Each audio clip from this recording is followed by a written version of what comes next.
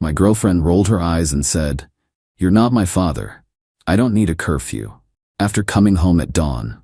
I said, "I know." The next night, the door was deadbolted with a note taped to it. What the note said: 31 male, am sitting in my apartment right now, listening to the increasingly frantic knocking that started about 20 minutes ago. My phone's on silent, lighting up like a Christmas tree. Time to type this out while it's fresh. My girlfriend Megan, 28, and I have been together for 2 years, living together for the last 8 months. When she moved in, it felt right. We talked about boundaries, respect, shared responsibilities, adult stuff. She'd been living with roommates before, party girls who treated their place like a 24/7 nightclub. Said she was ready for something more mature. First few months were great.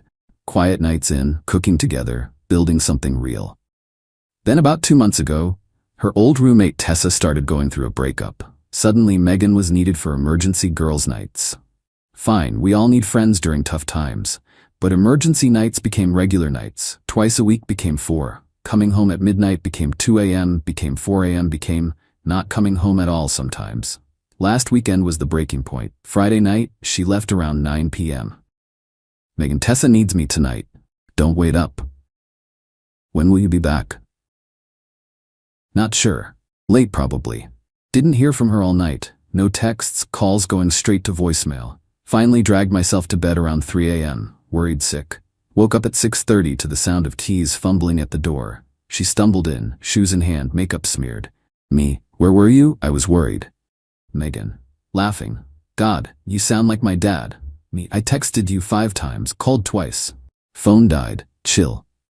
Saw her phone light up on the counter, definitely not dead. Me, "Look, I'm not trying to control you, but living together means basic respect. A text saying you're safe, some idea when you'll be home." That's when she said it. Rolled her eyes so hard I'm surprised they didn't fall out. "Megan, you're not my father. I don't need a curfew. I'm a grown woman." Me, "I know." She seemed surprised I didn't argue more. Kissed my cheek, mumbled something about needing sleep, and passed out until 2 p.m. Spent Saturday thinking. She was right about one thing. I'm not her father. I'm her landlord. See, this apartment? It's mine. Bought it 3 years ago when the market dipped. Her name's not on the lease, the mortgage, nothing. She sends me $800 a month for her half, which honestly doesn't even cover a third of my actual costs, but I wanted to be fair. Saturday night, she went out again. Didn't even tell me this time, just got dressed up and left while I was in the shower. Found a note with Tessa. "Don't be weird about it." That's when I made my decision. Sunday morning, while she was still passed out, came home around 5 a.m. I went to the hardware store, bought a deadbolt, the kind that only locks from the inside, installed it myself, YouTube University for the win. Also got one of those chain locks for extra security. Sunday night, she left again around 8 p.m. Crop top, mini skirt, the works. Megan, going out with the girls. Me, have fun. Soon as her Uber pulled away, I executed the plan. 1, deadbolted the door from inside. 2, added the chain lock for good measure. 3, typed up a note and taped it to the outside of the door. 4, grabbed my overnight bag, already packed. 5, went out the back entrance. 6, drove to my buddy Connor's place. The note said, "Megan, you're absolutely right. I'm not your father and you don't need a curfew. However, I am your landlord, and I do need a tenant who respects reasonable boundaries. Your belongings will be available for pickup Monday between 2 to 4 p.m. Text me to confirm the time, the guy who's not your father." Currently at Connor's, watching my phone explode. The knocking started about 4:30 a.m. based on my Ring camera footage. She tried her key, realized the deadbolt was engaged, saw the note. The progression was almost poetic. Confusion, checking she had the right door, reading the note multiple times, angry knocking, angry texts, panicked calls, really angry texts, crying on my doorstep, calling friends. It's now 6 a.m. and she's apparently sitting against my door, alternating between sobbing and rage texting. Update 1. Monday afternoon. Holy hell, the entitlement came out in full force. So after she spent 2 hours on my doorstep, yeah, I watched it all on my Ring camera, she finally called an Uber back to Tessa's. That's when the real campaign started. First, the text barrage. I'll summarize because there were literally 127 messages. "This is illegal. You can't just kick me out. I live there. Open the door right now. I'm calling the police. You're abusive. This is because I wouldn't sleep with you last week, isn't it? I'll sue you. My dad's a lawyer. He's an accountant. You can't lock me out of my home. Then came the social media assault. She posted on everything. When your abusive boyfriend illegally evicts you because you have friends, domestic abuse, need help, homeless, tagged me in it too. Within an hour, her squad was all over it. Tessa, Brittany, Jade, the whole crew. Comment, toxic masculinity, controlling behavior, call the police queen, sue him for everything. But here's where she messed up. My ex from college, Lauren, is a property lawyer now. Still friendly, grabbed coffee sometimes. She saw the post and DM'd me. Lauren, saw Megan's post, need legal advice? Me, is what I did illegal? Is her name on the lease? Me, no, she just lives there. Pays me some money monthly. In writing? Me, nope, just Venmos me. She's a month-to-month tenant at best, a guest at worst. You need to give proper notice for eviction in most places, but did you change the locks? Nope, just deadbolted from inside and left through back exit. Her key still works. LOL, that's not eviction. That's just not letting her in at 4 a.m. Technically gray area, but she'd have a hard time proving residency without paperwork. Want me to respond to her post? Nah, I'm good. Monday at 1:45 p.m., she showed up for the pickup window, but not alone. She brought Tessa, Jade, and some dude I'd never seen before, probably meant to intimidate me. Plus her mom Karen, yeah really, on FaceTime. I met them outside with her stuff already in boxes by the door. Didn't let anyone in. Megan, this is ridiculous. Let me in my apartment. It's not your apartment. Never was. Karen, young man, this is highly inappropriate. You can't just throw my daughter out. Me, I'm not throwing her out. I'm choosing not to renew our informal arrangement.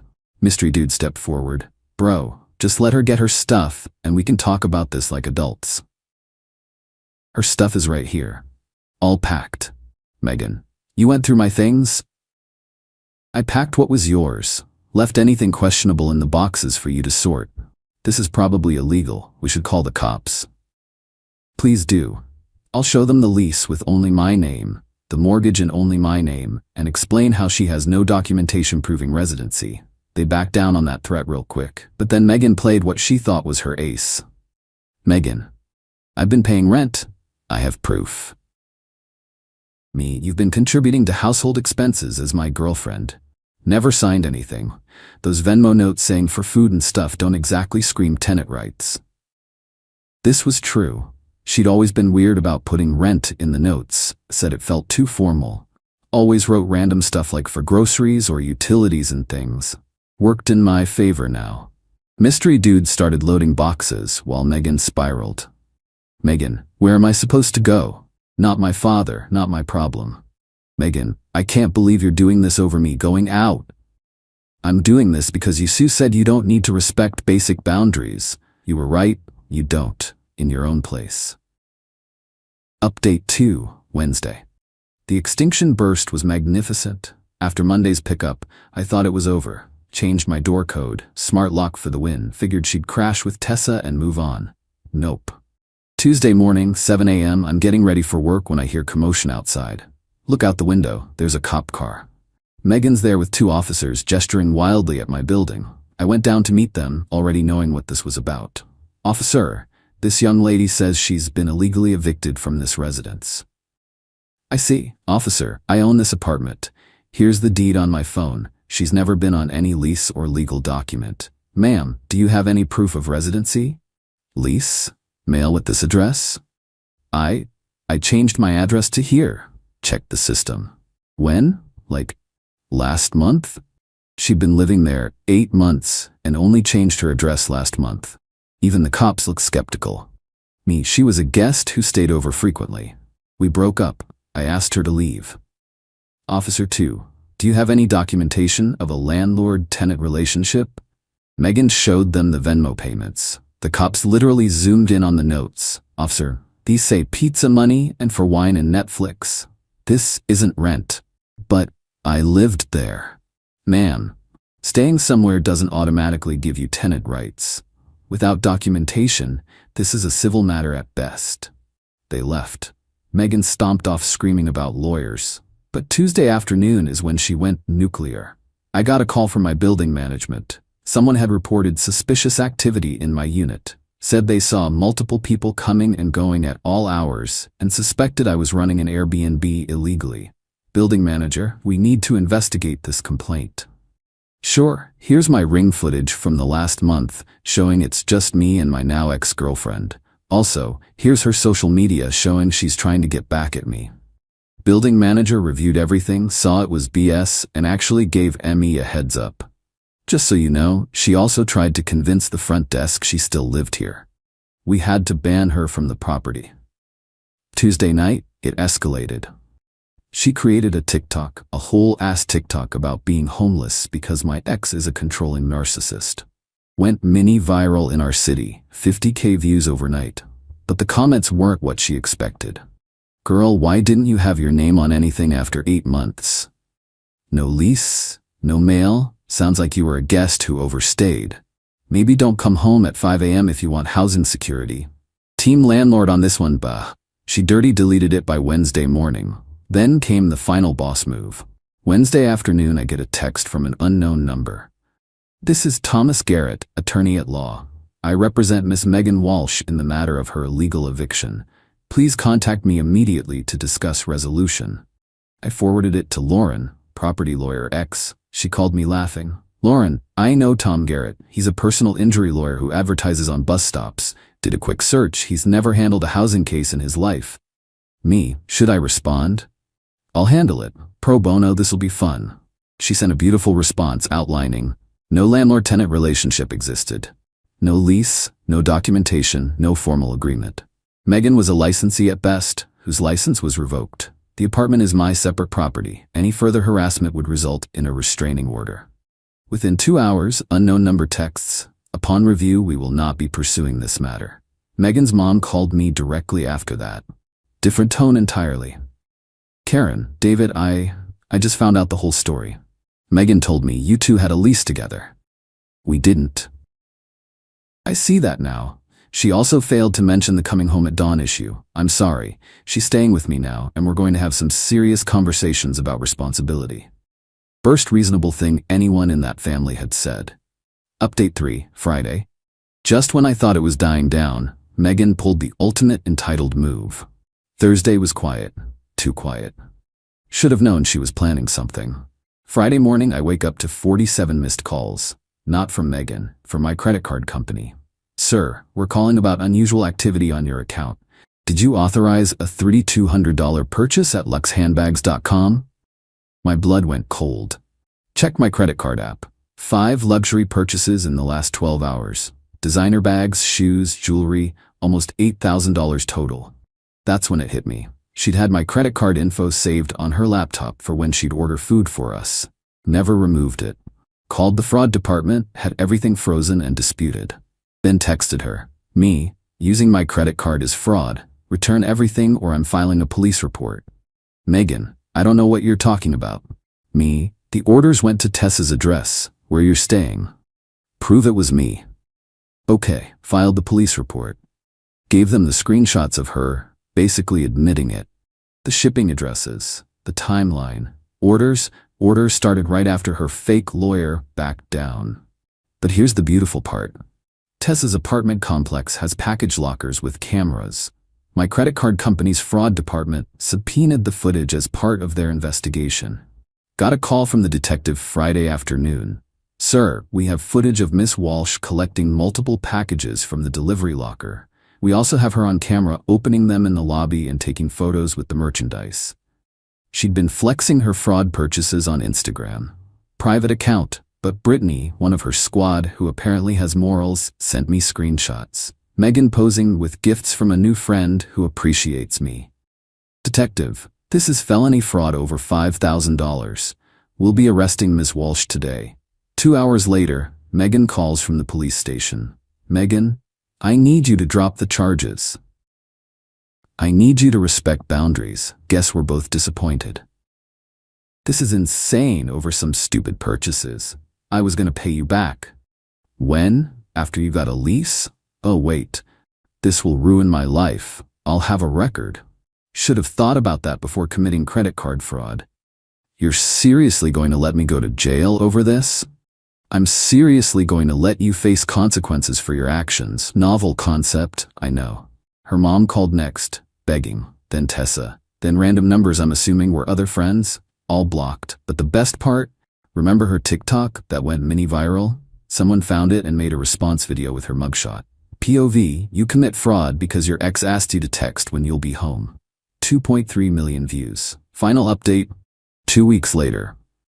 The conclusion to this saga is chef's kiss perfect. So Megan got charged with felony fraud. Her parents hired a decent lawyer who got it pleaded down to a misdemeanor with restitution and probation. She had to pay back the $8,000. Her parents fronted it, plus court fees. But the real fallout came from unexpected places.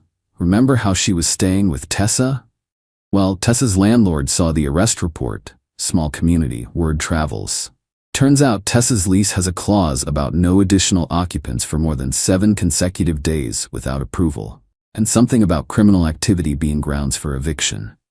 Tessa kicked Megan out to save her own apartment. Megan tried Brittany next. Brittany's roommate said absolutely not. Who wants to live with someone who commits credit card fraud when upset? Jade leaves with her boyfriend who said, hell no. She ended up back with her parents in their suburb, 45 minutes away. But it gets better. Megan worked at this trendy marketing firm downtown. Image is everything there. Her boss found out about the arrest. Remember the viral TikTok response? Yeah, her coworkers saw it. They didn't fire her outright, but suddenly she was not a good fit for client-facing roles. Moved to data entry, which she quit after 3 days. But here's the part that still makes me laugh. Last week I'm at the grocery store and run into Marcus, this guy from our friend group who'd always had a thing for Megan. He stops me and goes, Marcus, dude, I'm sorry about everything that went down. Thanks, man. It is what it is. Yeah, I actually asked her out last month and she said she wasn't ready to date because she was focusing on her independence. Me, when last month? Like the week before you kicked her out. So while we were living together? You guys were still together? She said you'd been broken up for months, but she was crashing there temporarily because of lease issues with her old place. The lies, man. The layers of lies. Current status? She's living with her parents at 28, which she used to mock other people for. Lost her friend group when they realized she'd been lying to everyone. Has a criminal record that shows up on background checks. Can't get approved for apartments because of said record. Working retail at a mall near her parents' house. Still posts about toxic exes but has like 12 followers now.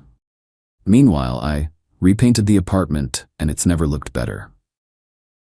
Started dating this sweet woman from my rock climbing gym who texts when she'll be late. Got a promotion at work. Turns out being well rested improves performance. Learned to install deadbolts and security cameras like a pro. Have a great story for parties. The other night, Connor and I were having beers, and he asked if I felt bad about how everything went down. She said I wasn't her father and didn't need a curfew. She was right, I'm not her father. I don't have to house someone who doesn't respect basic boundaries. What was even on the note, you never said. Oh, just that she was right about me not being her father. I'm her landlord, and her stuff would be available for pickup. That's it. Sometimes the simplest messages hit the hardest. Last I heard through the grapevine, she tells people I manipulated the system to make her homeless. Not that she refused basic communication. Mocked reasonable requests, committed credit card fraud, lied to everyone about our relationship status, expected to live rent-free with zero responsibilities. Accountability is kryptonite to people like Megan. The funniest part? Her Instagram bio used to say, independent woman. Now it says, everything happens for a reason. Yeah, the reason is consequences, babe. Thanks for reading this whole saga. Remember, folks, you're not required to set yourself on fire to keep someone else warm. And if someone shows you they don't respect you or your home, believe them the first time. Also, always use proper lease agreements. And cameras. Lots of cameras.